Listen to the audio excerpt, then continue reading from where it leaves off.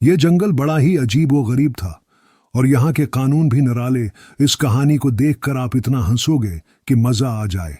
जहाँ दूसरे जंगलों में शेर बादशाह होते हैं, वहीं उस जंगल में कहानी कुछ उल्टी चल रही थी और हुकूमत बदल चुकी है। यहाँ शेर तो बूढ़ा और रिटायर हो चुका था और जंगल के जानवरों ने चूहे को बादशाह बना दिया था। जी हाँ, चूहा बादशाह। और बादशाह की सल्तनत को मजीद रंगीन बनाने के लिए बंदर को वजीर मुकर्रर कर दिया गया था। जी हाँ, बंदर के हाथ माचिस दे दी गई थी। शेर, जो कभी पूरे जंगल पर राज करता था, अब सिर्फ हड्डियां चबाने में मसरूफ रहता और कभी कभार जंगल के किसी दरख्त के नीचे बैठकर गुजरे वक्त को याद करता और अपने ऊपर हुक्मरानी करने वालों को देख देख कर जब कोई जानवर उसके पास आकर पुरानी बातें छेड़ता तो वो गुस्से में कहता, अरे भाई, अब मैं रिटायर हो चुका हूं, मुझे सुकून से सोने दो।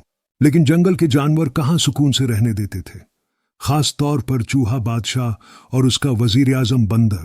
चूहा बादशाह रोज सुबह सवेरे उठता, दांतों को साफ करता, वैसे जो कभी गंदे होते ही नहीं थे, और अपने छोटे से तख्त पर बैठकर जंगल के मसाइल सुनने लगता। बादशाह सलामत। एक दिन हिरन आकर बोला, चील मेरा खाना चरा कर ले गई, मैं अब क्या खाऊं।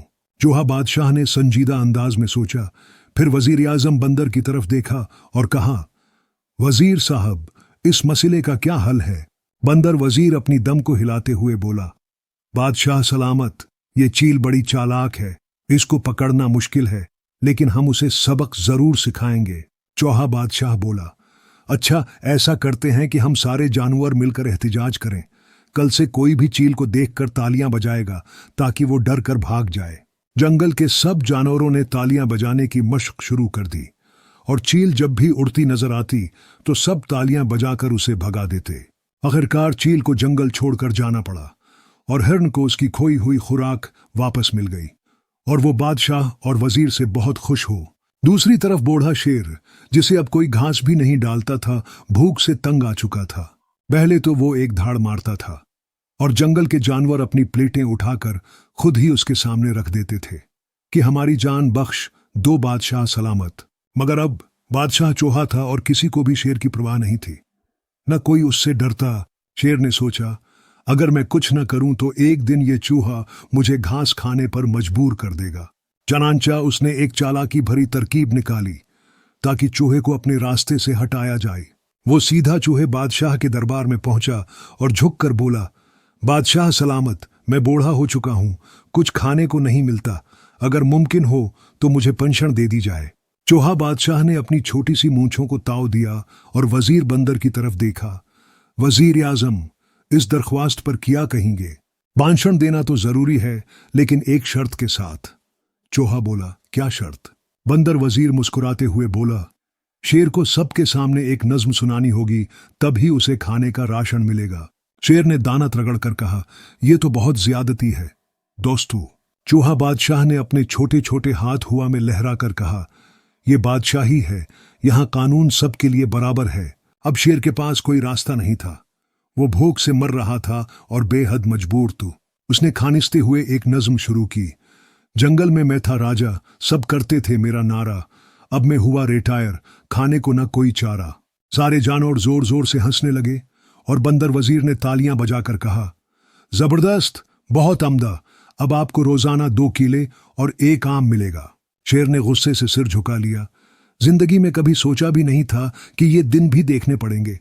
मगर चूहा बादशाह था, उसकी बात मानकर चला गया। बंदर वजीर का एक खास शौक था, वो रोज किसी न किसी जानवर के साथ शरारत करता। कभी वो हाथी की सूंड पर लटक जाता, कभी जराफे की गर्दन पर झूला झूलता और कभी मगरमच्छ के दांतों पर हाथ फेर कर भाग जाता।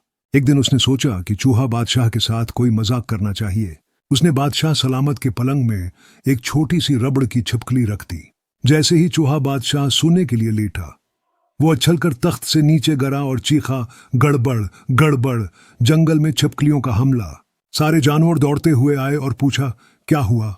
चूहा बादशाह खौफजदा होकर बोला, मेरे पलंग में एक खौफनाक छिपकली है। बंदर वजीर हंसी रोकते हुए बोला, बादशाह सलामत, वो तो बस एक खिलौना था। चूहा बादशाह ने गुस्से से बंदर को घूरा, वजीर आजम, आपके लिए सजा है।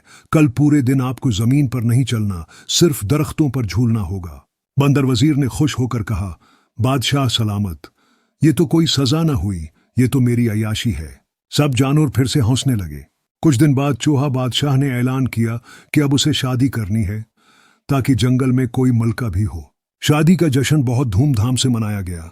हाथी ने अपने कानों को ढोल की तरह बजाया, तोते ने गाना गाया और बंदर वजीर ने अपनी मशहूर उल्टी कलाबाजी की।